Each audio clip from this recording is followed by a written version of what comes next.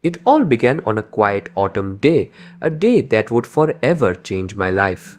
My name is Ethan, and I was just a teenager when my world came crashing down. My father died unexpectedly from a heart attack, a sudden blow that left us reeling. I remember the frantic calls of the paramedics, the sterile smell of the hospital, and the hollow look in my mother's eyes as she tried to hold everything together. I could still hear her choked sobs and see the way her hands trembled as she clutched my father's worn-out jacket, a piece of fabric that had once offered warmth and comfort. In the months that followed, the grief was suffocating.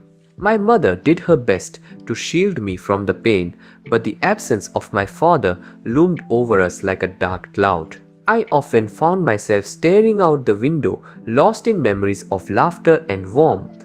I missed the way he would take me for ice cream after school, his laughter echoing in my ears. The silence in our home felt like a heavy weight pressing down on my chest, making it hard to breathe. A year later, my mother met someone new, James.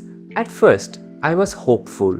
Maybe he would be a father figure, someone to help fill the void. But I soon learned he was just a man trying to fit into a complicated family dynamic.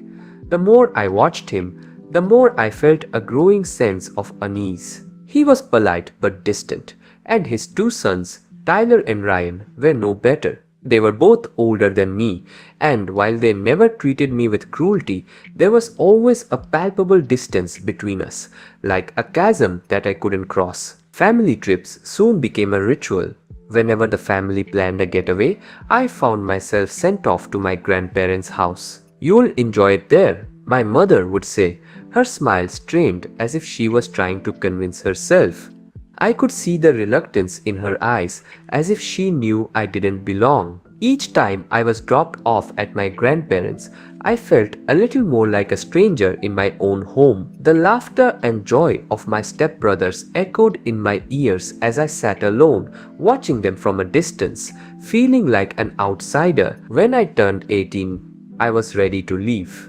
College was my escape, a chance to forge my own identity away from the shadows of my stepfather and step-siblings. I kept in touch with my mother and my grandparents, but the emotional distance was hard to bridge. I would often reminisce about happier times with my father, the lessons he taught me, and the love he poured into our lives. I missed hearing his voice, the way he would say, "I'm proud of you, son," and I longed for that affirmation again. But as time passed, the calls from my mother became more infrequent.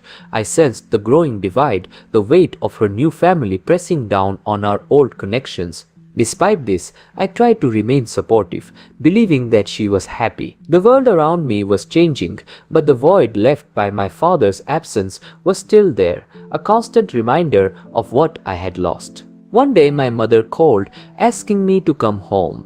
"Ethan, there's something important we need to discuss," she said, her voice trembling slightly. I sensed urgency in her tone, but I had my reservations.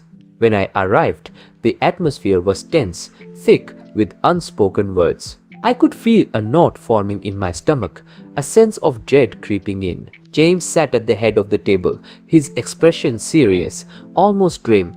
"I've made a will," he announced, his voice steady but cold.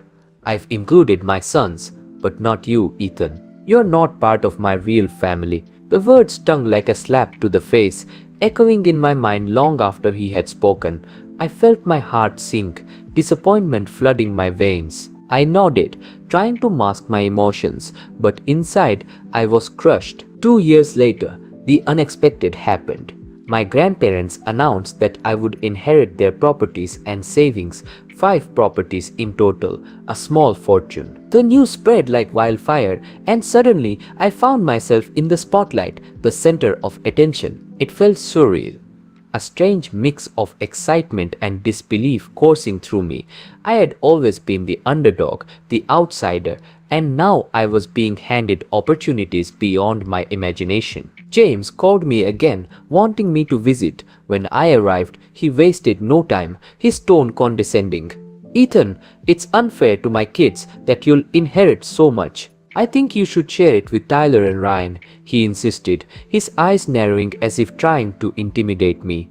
My heart raced with anger and disbelief. You're the one who said I'm not real family, I reminded him, my voice steady but laced with a simmering rage. The tension in the room was palpable. Tyler and Ryan shifted uncomfortably in their seats, clearly caught between their father's demands and the reality of the situation. My mother, sitting quietly beside James, finally spoke up.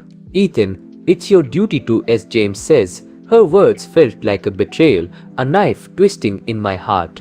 The weight of her words felt crushing, but there was also a sense of freedom in my defiance. Duty? I laughed, a bitter sound that echoed in the silence. I've never been a part of this family. You can't expect me to share what I rightfully inherited. My voice trembled with emotion, a mixture of anger and hurt flooding over me. My mother's expression hardened, her eyes filled with a mix of fear and anger.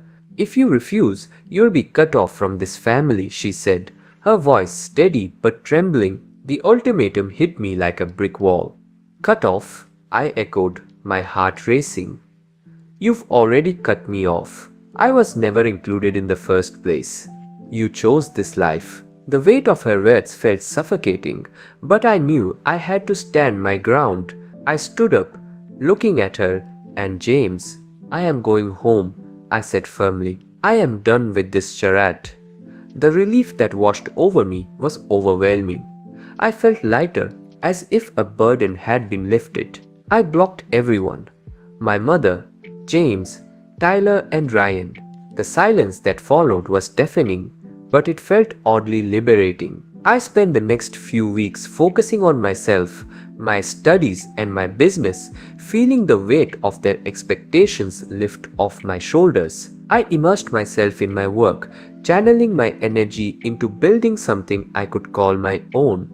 The freedom was intoxicating, but my mother didn't give up easily. She reached out repeatedly, sending messages filled with apologies and pleas for forgiveness. Ethan, I'm so sorry. I didn't mean to hurt you. Can we talk? But I remained firm, my heart hardened by years of feeling like an outsider. Each message felt like a reminder of the pain I had endured, and I couldn't bring myself to forgive her. One day, my phone buzzed with a call from an unknown number. Against my better judgment, I answered. It was my mother again, her voice shaky. Ethan, please, I need to see you. It's important. Reluctantly, I agreed to meet at a nearby park, the place where we used to have picnics as a family.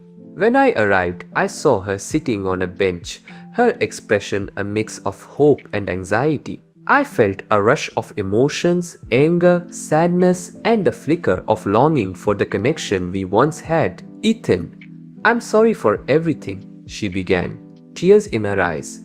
I know I made mistakes. James has been pressuring me, and I didn't stand up for you like I should have. I could see the guilt etched on her face, and part of me wanted to reach out, to comfort her, but the hurt ran deep. I just wanted a family again, and I thought marrying James would help. But I see now that it tore us apart. I was wrong, Ethan, she said, her voice breaking. I listened as she spoke, my heart heavy with mixed feelings. You had your chance, Mom. You chose him over me. You let him dictate our family's dynamics. I paused, letting the weight of my words sink in. I'm not going to forgive you just because you're sorry now. I've built a life for myself, and I'm proud of it. She nodded, her shoulders slumping in defeat. I understand. I just wish things could have been different. Her voice trembled, and I could see the tears spilling down her cheeks. As we parted ways, I felt a strange sense of closure. I had finally stood up for myself, and while the pain remained, I knew I had chosen my path. The sun was setting, casting a warm glow over the park, but my heart felt heavy. I had taken the first step toward healing, but the scars of my past would take time to fade. As I walked away from that park, I felt a sense of liberation wash over me. I had faced my past, and come out stronger. I had taken control of my life, and I was no longer defined by anyone else's opinions or actions. Life would go on, and I would continue building my dreams, free from the shadows of my past.